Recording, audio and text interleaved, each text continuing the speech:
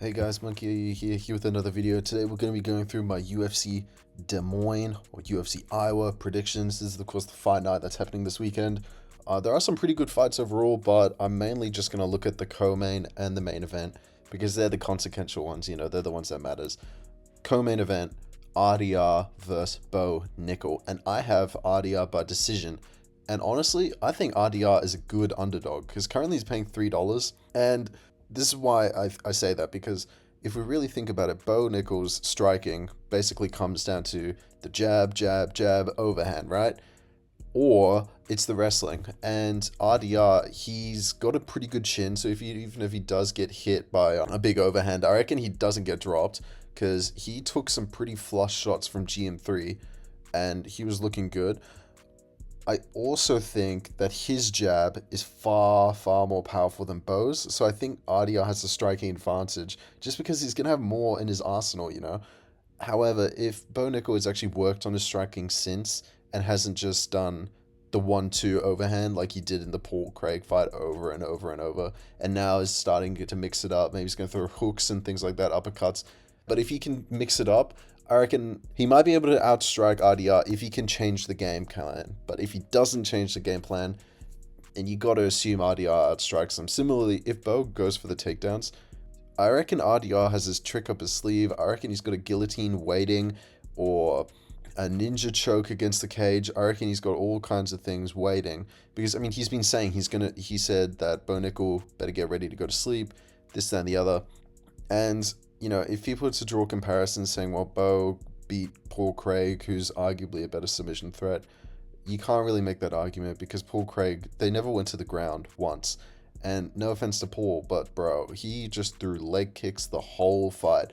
Leg kicks and jab.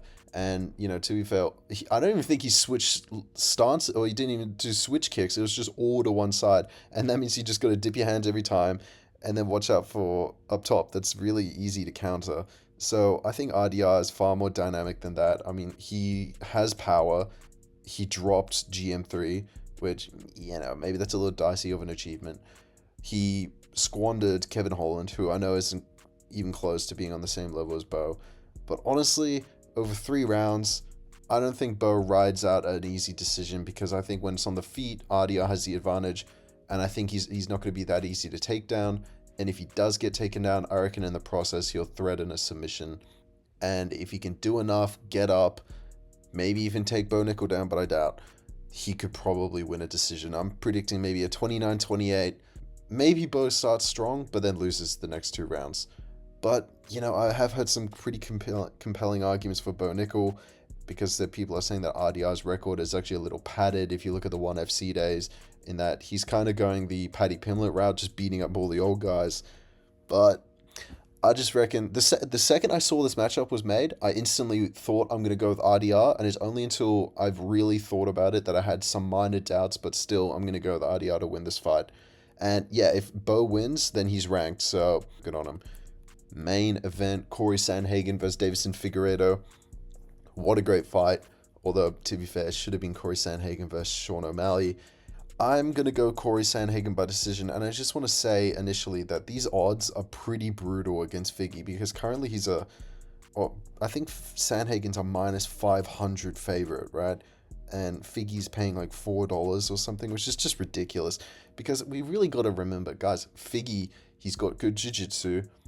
He's got insane power at bantamweight, like crazy power. Maybe he's got probably the biggest power in the lower weight classes, because I know Topuria is now at lightweights, and I don't think anyone else at featherweight hits quite as hard.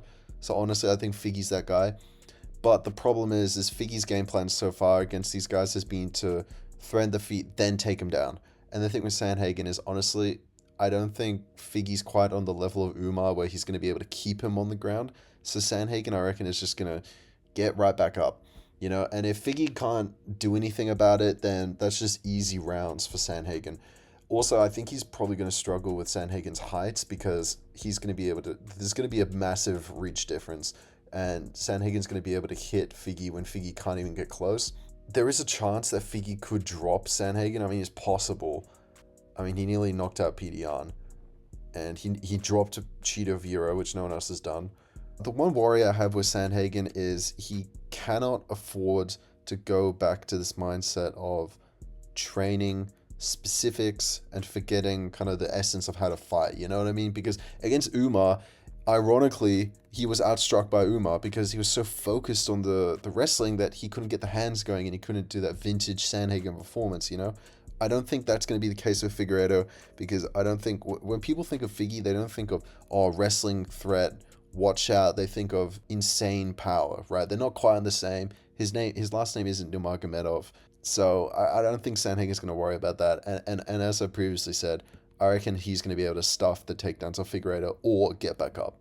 So that being said, I reckon Figgy is probably going to be able to take rounds. I think he's going to start really strong, but probably go downhill as the fight progresses. That being said, it is possible that if Sandhagen isn't on the gas immediately, he could be knocked out against the cage. Because if Sandhagen is stuck there, the taller guy, his hands aren't going to be able to protect his whole body. You know, if Figgy can rip the body, then rip the head, he could get a knockout early. And honestly, I think that's his chance to victory. Or if Sandhagen out of desperation shoots for a takedown, Figgy jumps a guillotine or something, or some sort of submission threat, that's probably going to be his route to victory. It'll be unbelievable if he can outpoint Sandhagen for 5 rounds. Regardless, I think this is going to be close, but I think it's going to be a good fight. Both guys seem game. And yeah, this is pretty good matchmaking. It should have been Sandhagen versus O'Malley though, but considering what we got, this is a good main event. I love that Figueiredo is staying active at bantamweight. He's a new name, and I still think he's retaining some of that flyweight skill. I don't know if he's going to have the speed advantage necessarily, because Sandhagen is slick, but again, with that Umar fight, he wasn't looking that good. So maybe if Sandhagen can't get things going, I don't know, maybe he could lose a decision. I think regardless, it's pretty good. It's a good bet to bet on Figueiredo because he's like, regardless of method of victory, I think he's $4.50. Paying $4.50, that's ridiculous, you know, because you got to think about the fluke knockout, the desperation sub, or a decision. It's possible, you know. I don't think it's that far-fetched. So I don't know, maybe put on Figueiredo just in case, because he could do it. But that being said, I think overall, I still reckon Sandhagen gets it done. Good fight though, very intrigued. So yeah, that just about does it for my UFC Des Moines or UFC Iowa prediction videos. Leave a comment down below. What do you guys think? Come back after the fights actually happened so I can get some feedback. I've gone these past 2 weeks, I've actually been really off when it comes to the predictions, so I don't know. I hope I don't get this one wrong, but you know me, I'm a Figgy fan. I picked him to beat PDR, so honestly I wouldn't even be mad if I get my pick wrong with Sandhagen. And I think the Bo Nickel RDR fight's actually really intriguing to me. I'm going to be very interested in that, seeing if Bo is going to get fraud checked. And I think he will. And again, both of these guys, both of the co-main and main event are great underdogs. Maybe put it on a parlay because he'll probably be paying like $30 to 1. Anyway, yeah, leave a comment, like, subscribe, check out my other videos, and I'll see you guys in the next video.